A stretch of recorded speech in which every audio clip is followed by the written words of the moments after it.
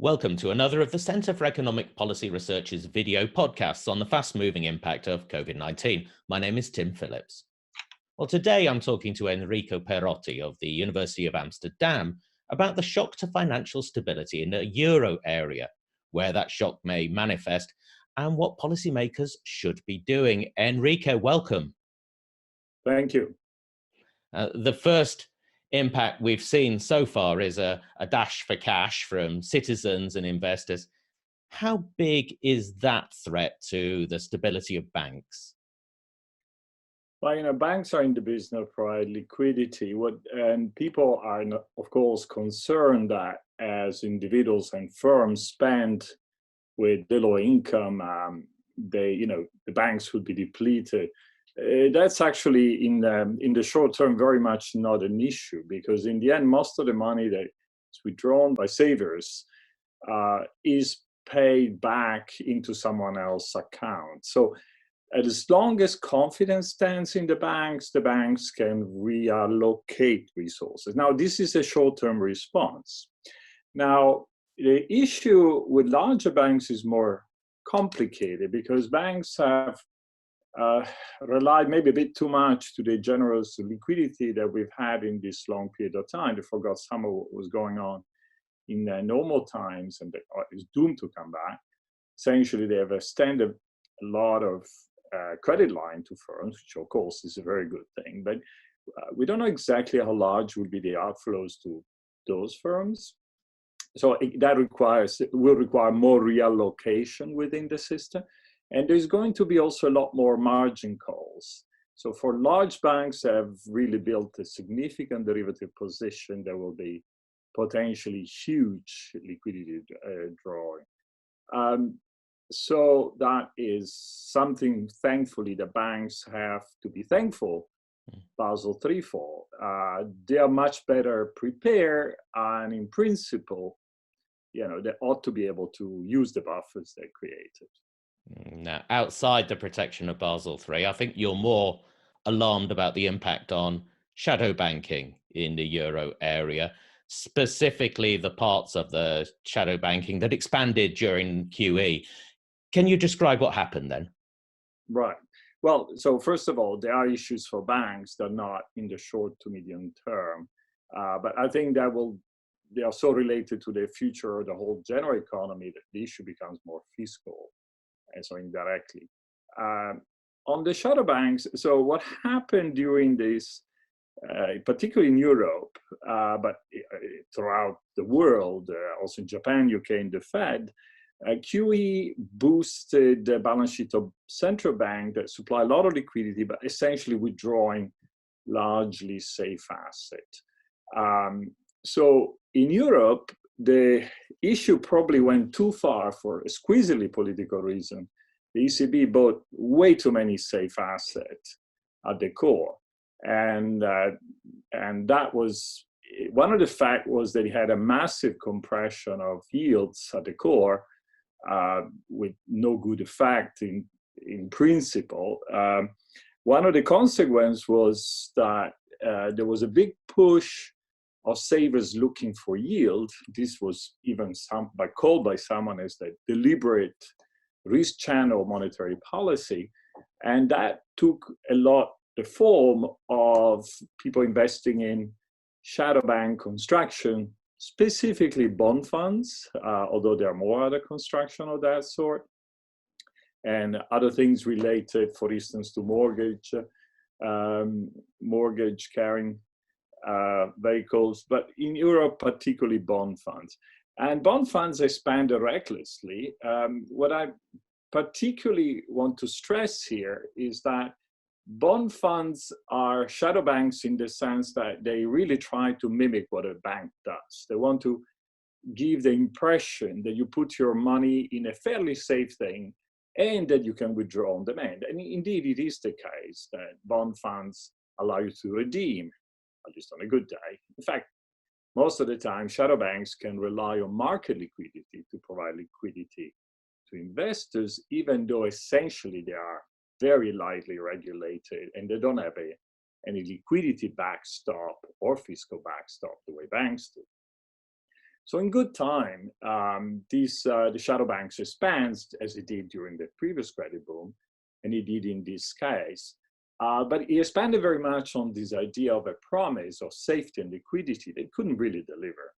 I mean, Mr. Carney from the Bank of England raised the alarm already last year because he kept saying that it was highly fictional what was being proposed. You couldn't offer so much liquidity when the underlying assets were not liquid at all. And I must say, the European regulator were pretty dismissive of that, and that is a missed chance.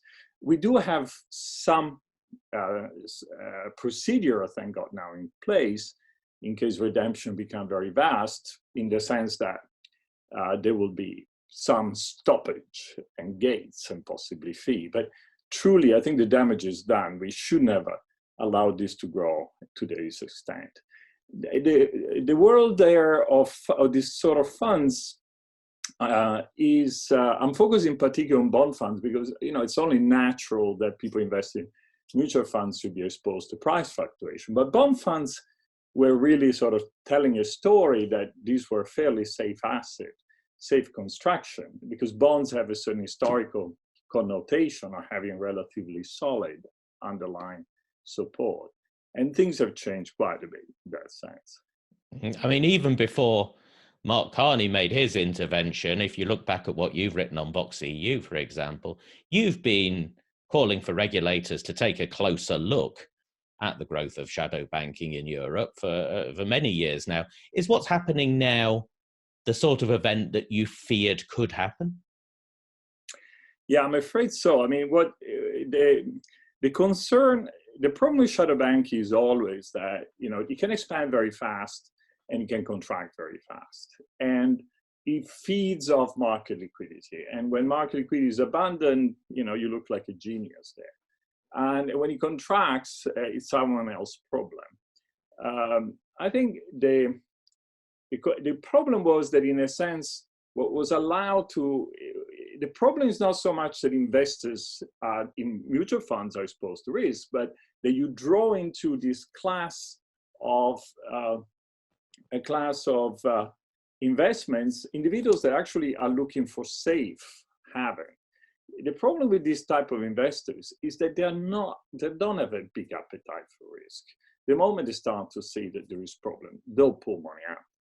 And these days, there is already money coming out of the savings vehicles because people need to spend without having all the income. So these are natural outflows.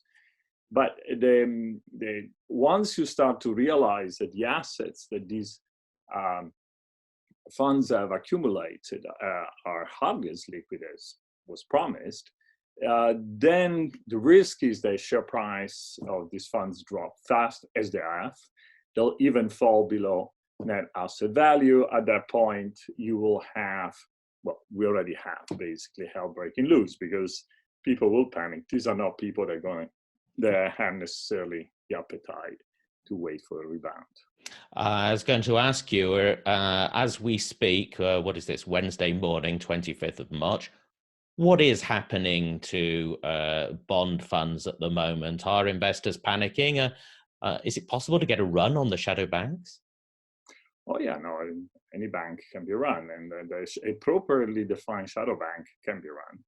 There are many things that are called shadow banks, which is a stretch of the term, like insurance or hedge funds. Those can be run, but it's in a very different and slower and in a sort of proportional way.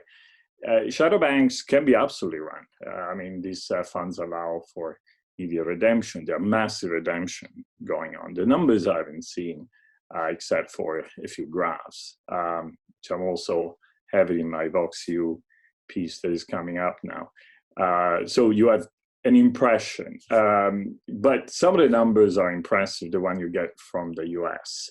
So what you have is a very rapid drop in what is the listed value or share of mutual fund shares, and the fall below a net asset value. This is sheer liquidity shock, because the bonds, some people may think the bonds are worth more, but no one is buying them. So then this is a classic liquidity mismatch is coming to bite the sponsors that essentially promise way too much liquidity and they could really deliver. It's not a job of central bank to backstop shadow banks that were not regulated by them. So I think I do not see the numbers in the general press. I'm sure that people, however, on trading desk could tell you a lot more about it. The numbers in the US suggest that bond share prices drop very fast below net asset value, and outflows are continuing. Now, a point you also make in what you've written for us at Fox EU is that the shadow banks have invested in collateralized loan obligations, CLOs. For people who haven't thought about this very much before, can you explain what they are, what this market is, why it's grown so fast? Yes. So what has happened, you have to put in a bigger perspective why this shock may be heavy on this segment. You have to understand the trends of the last year. So what has happened is that more legitimate, high-quality borrowers have largely reduced their demand for credit. In general, the corporate sector has been operating on lower and lower level leverage, much as you wouldn't think so. But these are the facts from the flow of funds.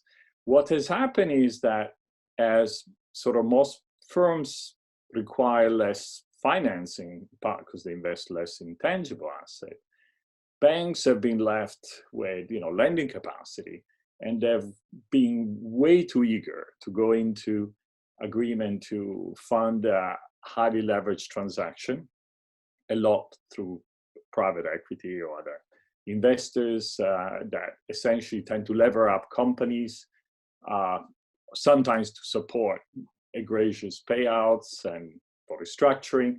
And what happened is that these syndicated loans are then collateralized and sold.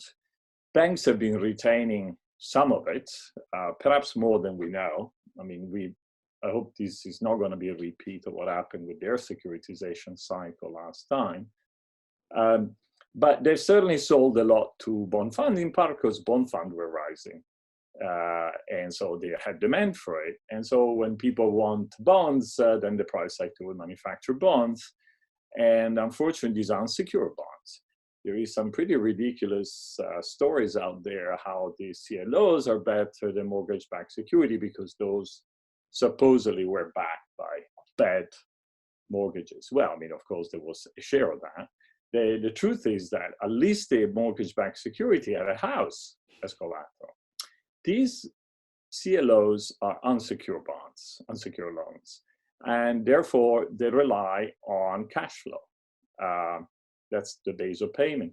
In addition, as my piece on Vox EU will highlight, banks have been issuing, being accepting weaker and weaker covenants to protect the unsecured.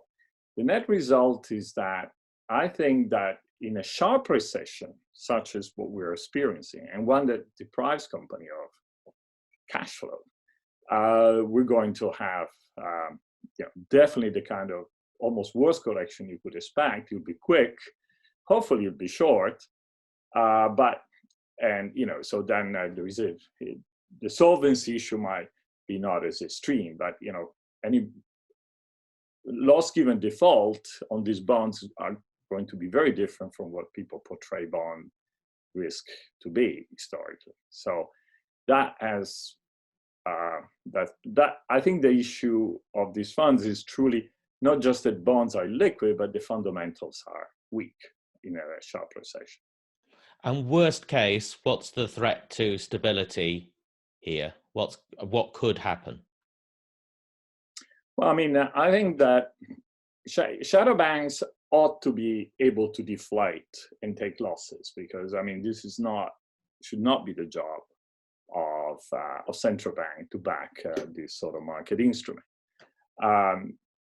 I would be very concerned if that were the case. I mean, the Fed has already decided to launch a program supporting bonds prices for sort of better companies. Not commenting on that. I mean, but the issue here is that even the Fed, I don't think, is going to necessarily go into these kind of bonds, and in fact, it shouldn't. I have no idea what the ECB should do. I am very clear, however, that whatever fiscal monetary firepower we have in Europe should be directed at supporting more diffusely the population at a time where the shock hits everybody in a very granular way, rather than trying to, bail out errors in the shadow banking context. So I think it's basically a hit on wealth. It will have an effect, of course. There is a strange episode. In a sense, these sort of bond funds were equity funds without knowing it, and actually with less upside. There is an analogy perhaps with the internet bubble. When it burst, there was no real crisis. It was a massive loss of wealth, nominally, but it was a deflation of portfolios. So as such, that particular component is going to make us poorer, wiser, but as long as it's not connected to the banking sector, it's not going to be the end of the world. I think, however, we have to reconsider the extent to which we allow highly leveraged transaction. And in that context, another policy question that is very important is the current EU bankruptcy reform that is being initiated by the directive that might end up further undermining the rights of unsecured creditors. And that is a cause of alarm.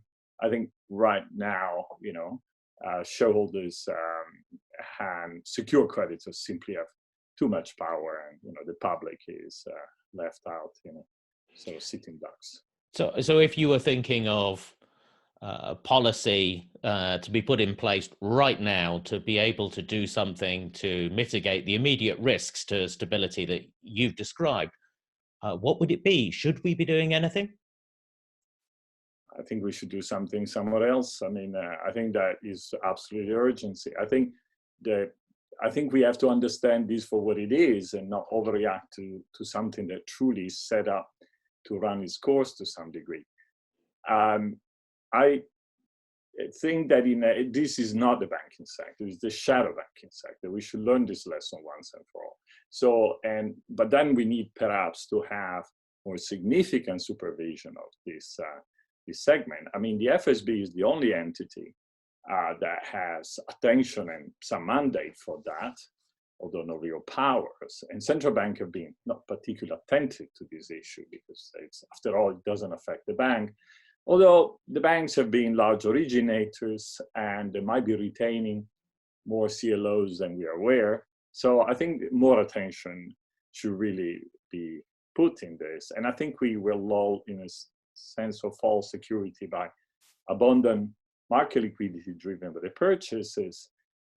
The worst thing is, however, that we were also, just the ECB ended up being too busy buying bonds that it didn't need to buy. There's hardly any need to ECB buying bonds since everybody wants them already. And I think there are unintended consequences from concentrating on extremely safe assets on such a scale. Mm-hmm. So the message is don't overreact at the moment, but there are some lessons to be learned in the longer term about this. That would be my general line. The issue is to focus on the impact on banks, and but there is no. Yeah, I think that would be the policy issue. I think the real question in Europe are about issues on the fiscal front, fiscal solidarity and rebalancing, and targeting better also the ammunition of the ECB. It's counterproductive to just follow blindly a capital key norm. You have to see where the need is, essentially. And we probably need also to take steps towards creating a safe European safe asset in Euro, which ought to be some kind of compilation of sovereign bonds. But that has been said by many academics before. It just takes some courage to do it. Now, clearly this story is developing every day. So keep in touch with the COVID-19 coverage at Fox EU. We're adding to it every day. And if you want to find out about Enrico's analysis in more depth, his article is called The Coronavirus Shock to Financial Stability. Enrico, thank you. Thank you very much. And stay well.